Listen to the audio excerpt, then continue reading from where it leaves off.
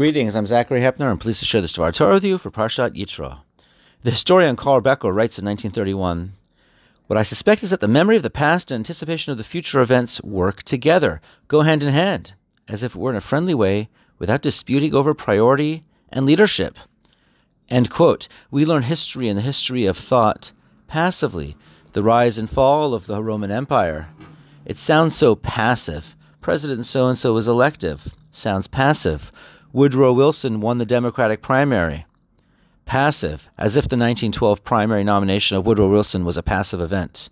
It was far from that. In fact, the currents of the past should only be fully comprehended as if they were taking place in the present. Such a point needs to be prevalent for Parashat Yitro. Two pericopes, one next to the other. While Moses and Aron were busy managing an exodus, Tzipporah and Moses' two children were tucked away in Midian. Jethro arrives on the scene with his daughter and grandchildren. He then uses his wisdom and experience as a CEO to construct an executive branch. Sophistication worthy of any top management consultancy. Yitro leaves for his homeland, and the next pericope is the Mount Sinai narrative, the Sinai theophany, the national acceptance of the one God who's responsible for the Exodus, God's Torah, Israelites having become a nation, but more importantly, they also become a religion, or Judaism becomes a religion. Let me ask you a question. Is the Jethro narrative important? Why did Jethro leave? Why did he return to Midian? Is there any importance in knowing whether or not he stayed along? Stay for the Malava Malka. Yitro was a genius. He was an expert in management of people, territories, moving parts, leadership skills, and how to manage junior leaders. He understood espionage, jurisprudence, scouting, comparative religions. He understood interpersonal skills. His son-in-law Moses was an exceedingly humble man, so humble that Yitro became worried. The Israelites needed a leader whose talents will help them thrive. Not so fast, Yitro. The next section is the Sinai theophany. Yes, Israel had become a nation and needed leadership, but they were also becoming part of a religion. At some point in every person's personal theophany, the connection to the Almighty is not from some book, nor is it intellectual, nor is it based on loyalty to one's tribe. It's a theophany. And before that religious watershed moment, loyalty is required to the deity on high in the form of na'aseh, and then receiving the Torah. The Israelites declared, na'aseh, we will do it, and then they received the Torah.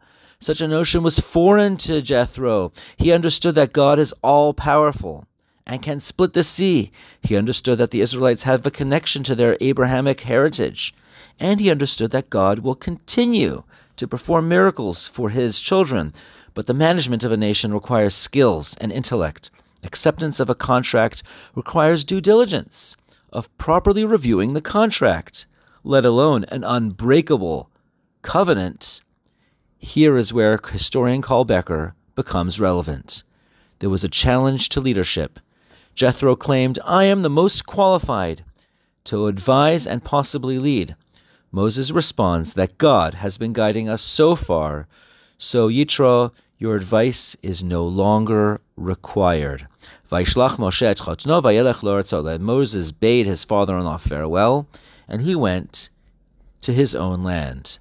Moses won, Yitro lost. Or to be precise, Revelation won, the age of enlightenment lost. The significance of Yitro leaving is as significant as a younger lion who loses his challenge to lead the den. He walks away and leaves. The Torah is not rejecting Mada, or the age of enlightenment. The medieval rationalist rabbis describe the Sinai theophany and all measures of prophecy as activation of the higher intellect, in quotes, while intellectual enlightenment and science use a more primitive form of lower intellect. To further quote Becker, quote, thus from the specious present, which always includes more or less of the past, the future refuses to be excluded, And the more of the past we drag into the specious present, the more a hypothetical, patterned future is likely to crowd into it also. Which comes first? Which is cause and which is effect? Whether our memories construct a pattern of past events at the behest of our desires and hopes, or whether our desires and hopes spring from a pattern of past events imposed upon us by experience and knowledge. I shall not attempt to say, end quote. Becker observes that the past is interwoven into the present, making the present specious. Our memories are a construct of a collection of memories, and therefore a false past. And that puts doubt into the notion of truth. What is truth in the past and in the present? Chazal were aware of Becker's claim and preemptively said, I quote Shmot Rabbah 28. Rabbi Yitzchak said, what the prophets are destined to prophesy in each and every generation, they received at Mount Sinai, as Moses says to Israel, Ve'ata po amod imadi. I continue. Not only did the prophets receive their prophecy from Sinai, but all the sages who arise in each and every generation, each and every one received their wisdom from Sinai. Likewise it says, these words the Lord spoke to your entire assembly. End quote of Shmot Rabbah. On one hand, it is commonly thought that we were all at Sinai. Saw you at Sinai. The actual source refers to the plains of Moab. Saw you in Arvot Moav is far less catchy. Far less romantic that we were all standing together at Moses' valedictory address. In a very similar and somewhat contrasting light, my father observes in his book, Legal Friction, that the Haftarah for Yitro is in Isaiah 6, but two verses from chapter 9 are inserted at the end of the Haftarah.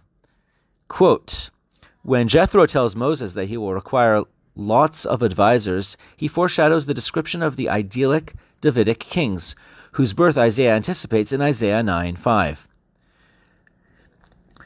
Vaikra shemo Pela Yoetz El Gibor Aviad Sar Shalom. For a child has been born to us, a son is given to us, and the authority upon his shoulders. And the wondrous advisor, the mighty God, the everlasting Father, called his name the Prince of Peace. In Exodus 18, Jethro is predicting that Moses will have the same qualities as those of the ideal Davidic ruler, whose advent Isaiah predicts. It becomes Isaiah 9:5, echoes Jethro's advice to Moses, that the rabbis decided that the portion of Isaiah should be read after chapter 6, which echoes the Sinai theophany.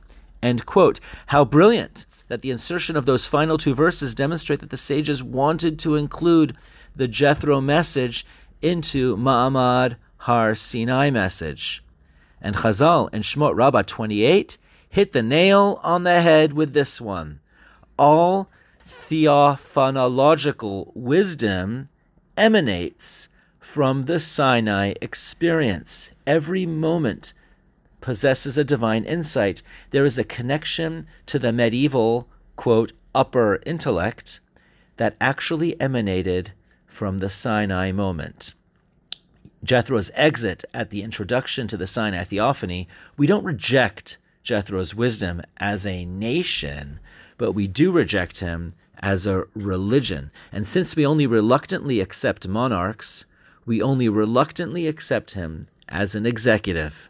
Therefore, Pele Yoetz of Isaiah 9, wondrous advisor, does not refer to a wise man with science and mada, but one who possesses prescience and divine intuition, which all emanated from God at Mount Sinai. In conclusion, let's read the first two paragraphs of a poem by Paul McCartney, replacing Jojo with Jethro and returning to Moab, not Tucson, Arizona. Jojo was a man who thought he was a loner, but he knew it couldn't last. Jojo left his home in Tucson, Arizona, for some California grass. Get back, get back, get back to where you once belonged. Get back, get back, get back to where you once belonged. Get back, Jethro. Wishing you all a Shabbat Shalom.